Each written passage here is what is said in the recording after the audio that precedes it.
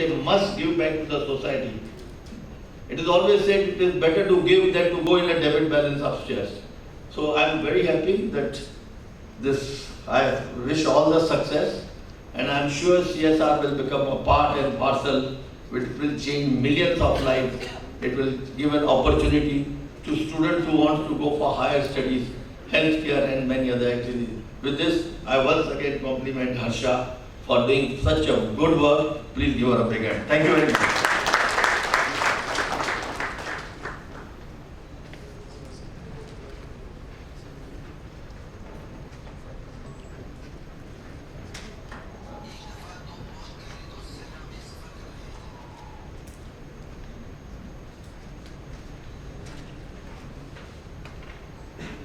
Thank you so much, sir. Our chief guest today needs no introduction. He is in public and political life for over 4 decades and is the senior most and the tallest leader in the government of India today, presently acting as the Union Minister of Steel. He previously served as Minister of Rural Development, Panchayati Raj, Sanitation and Drinking Water in the Narendra Modi-led NDA government of India. He works closely with the Prime Minister of India to build the mission of New India. He is a lawyer and a sportsman, captaining the district Jind cricket team and playing at Punjab University team. Please put your hands together for our chief guest for today, Honorable Shri.Chaudhary Birendra Singh.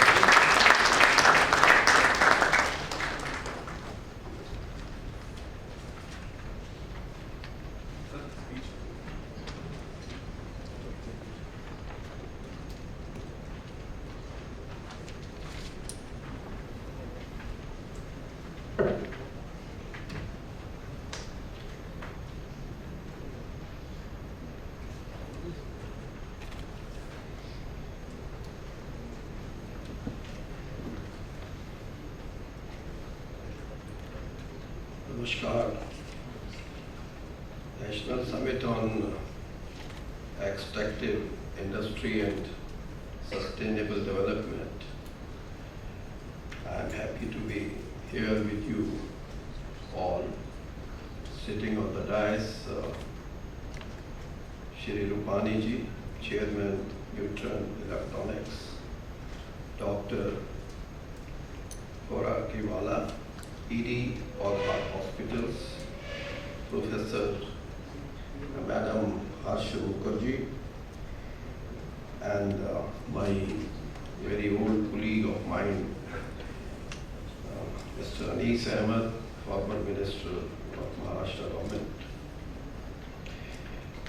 Mega investments in extractive industries, including oil, gas, and mining, have the potential to be a springboard for development through major tax revenues, technology transfer, infrastructure development, employment, and capacity building.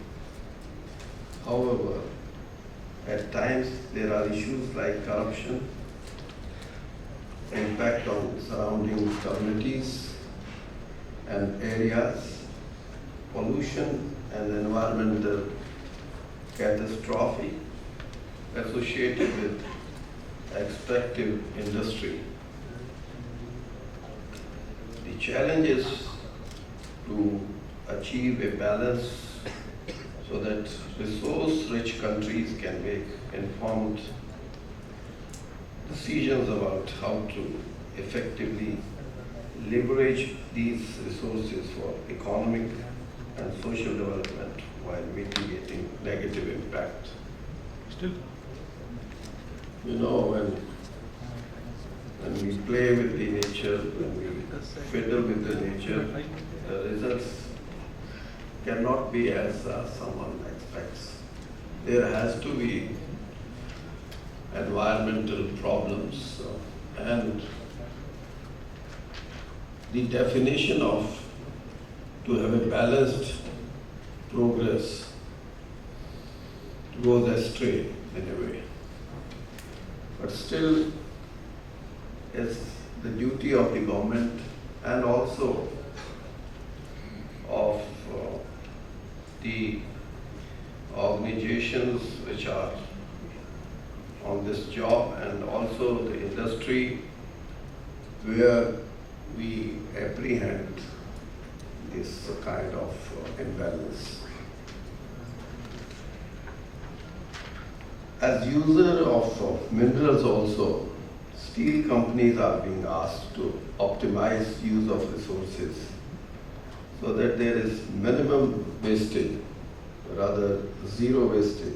For example, the National Steel Policy, which was rolled out about a few months back, two priorities are setting up of more coal washeries and enhancing pelletization capacity in our country.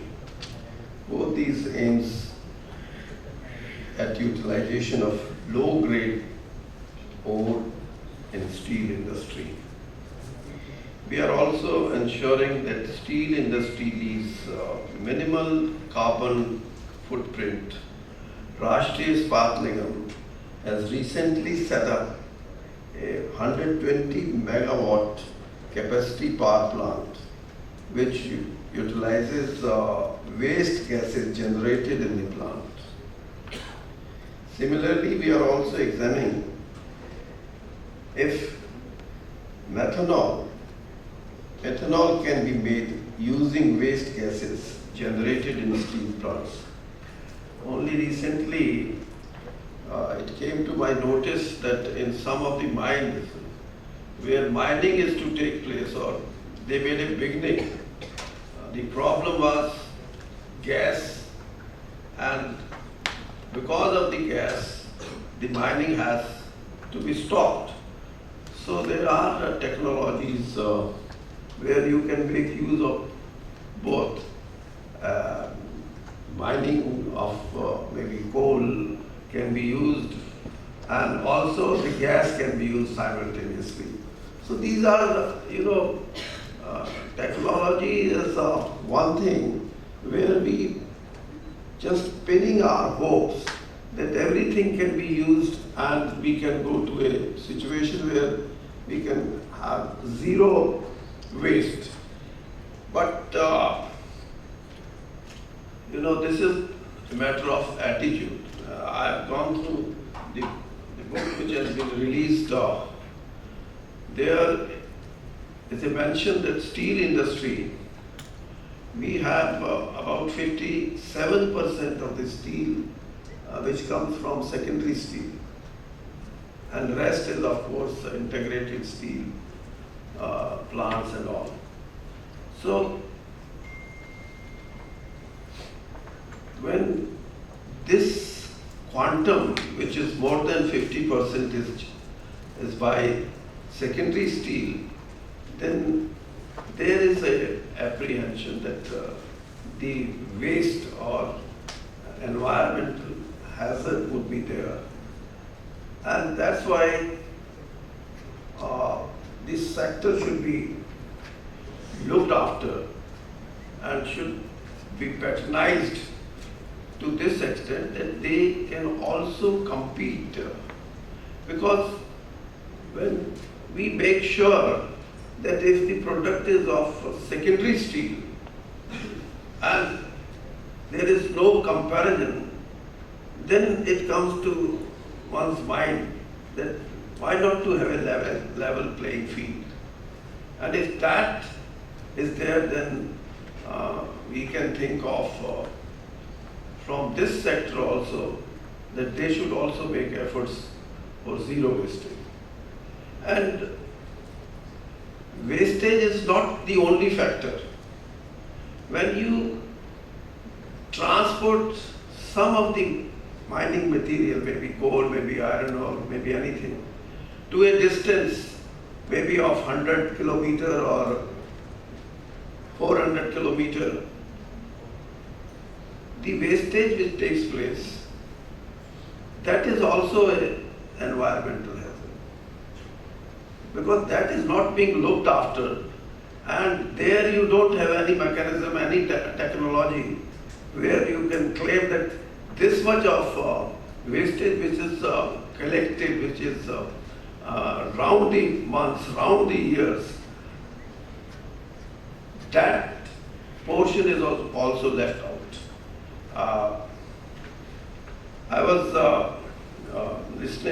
when uh, our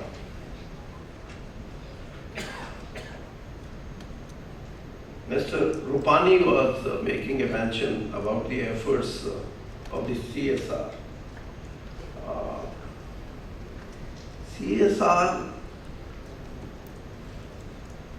you are to contribute 2%,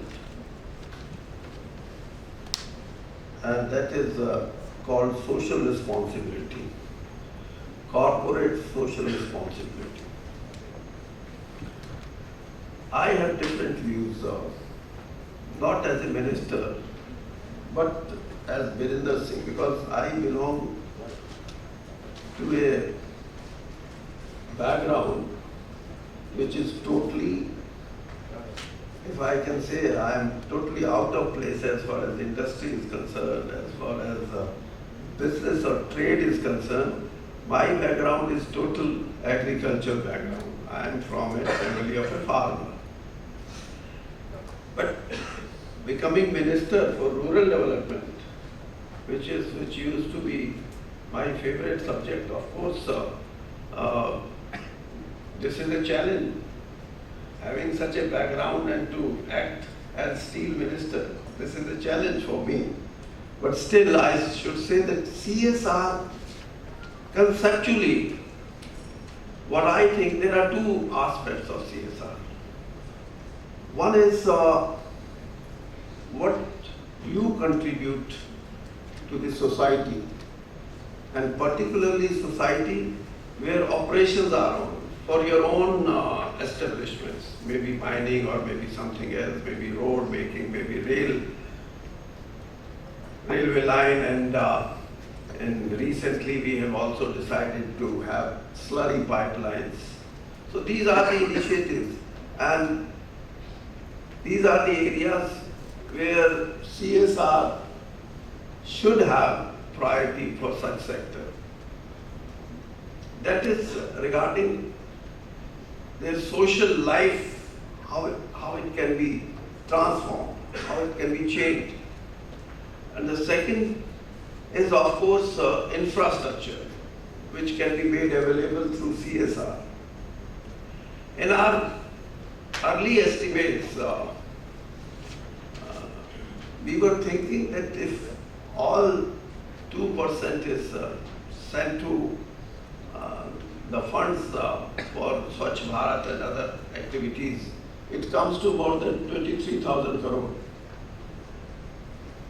But the figures, I'm not quoting today's figure, maybe before 6 months figure, the amount was hardly in hundreds of crores, but to talk of thousands of crores.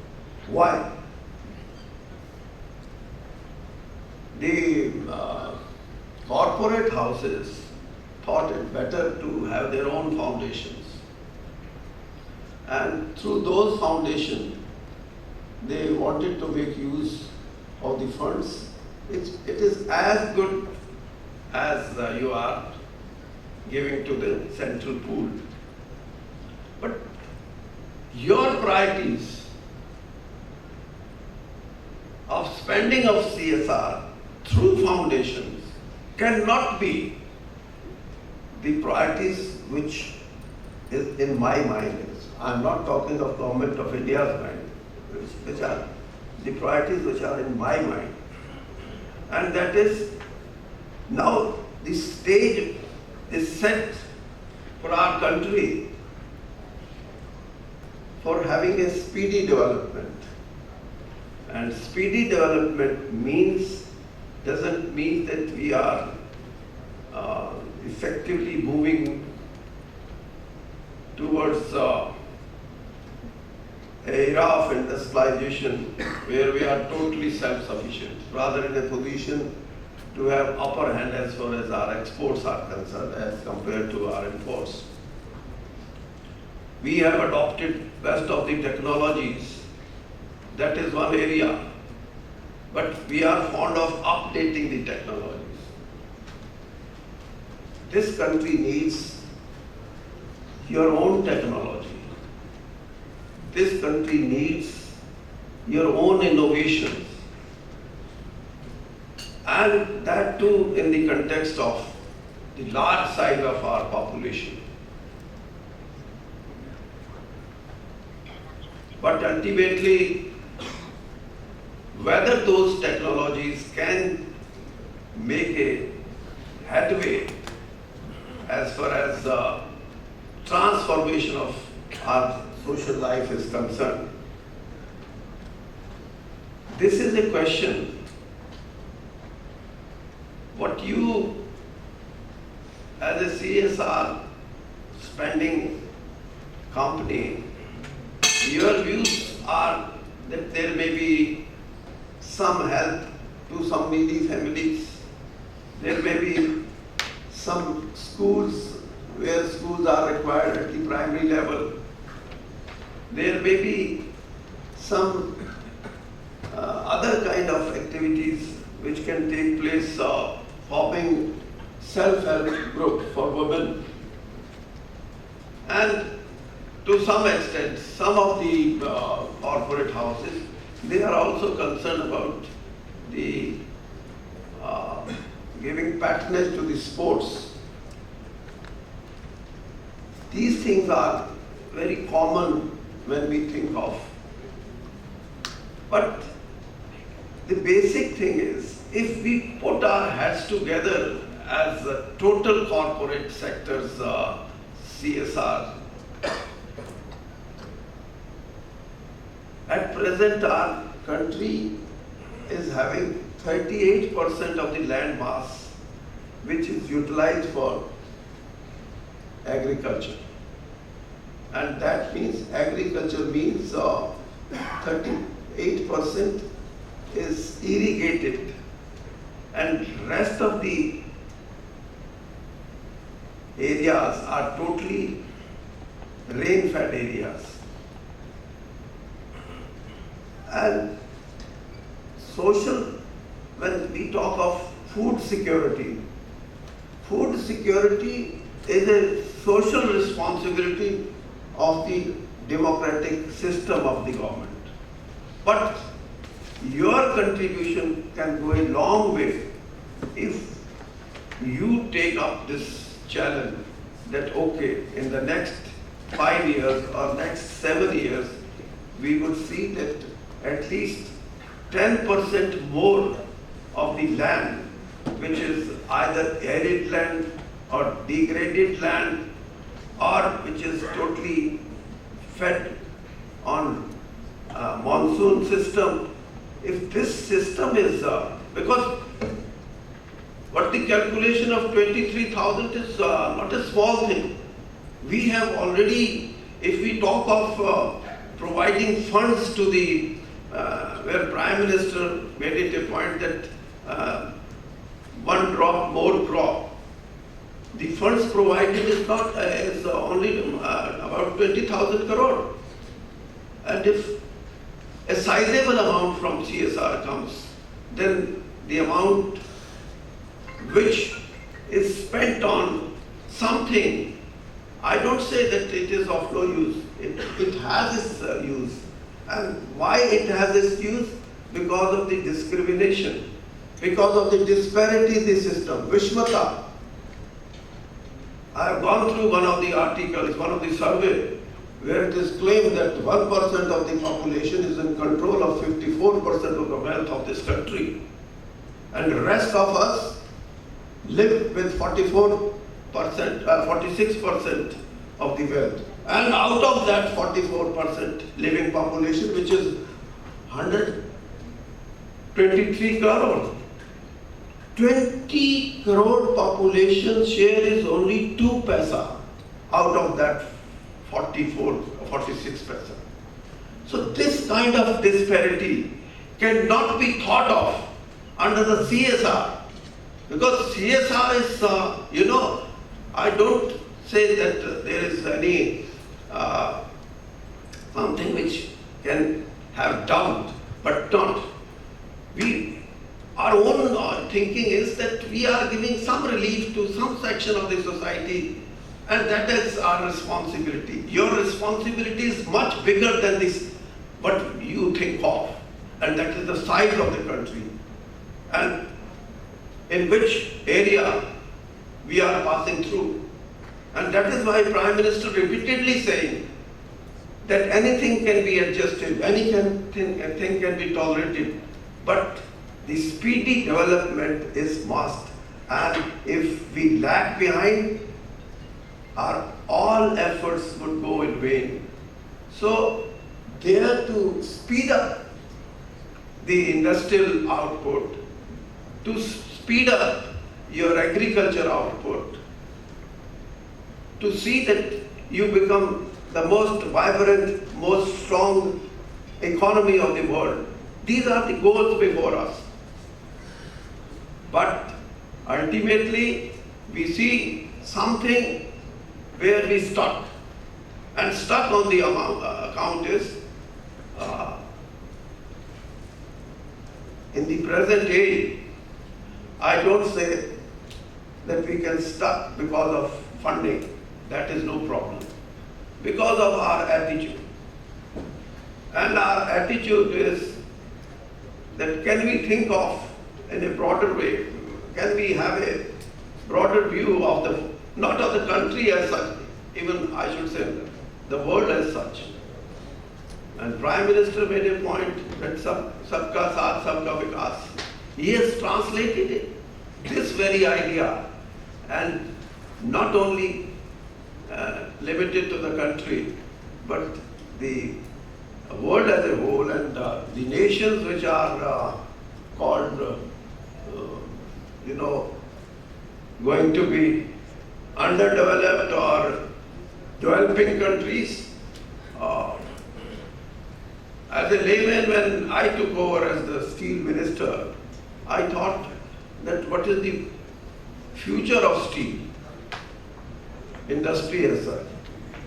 It came to my mind that the countries which are given the status of developed countries, maybe America, maybe Europe as such, leaving aside some part of the Eastern Europe, they are gradually reducing the production size of steel. And not only the production of steel, but every kind of production is now shifting. As sand dunes shifts, now the production of industrial goods are shifting towards our side.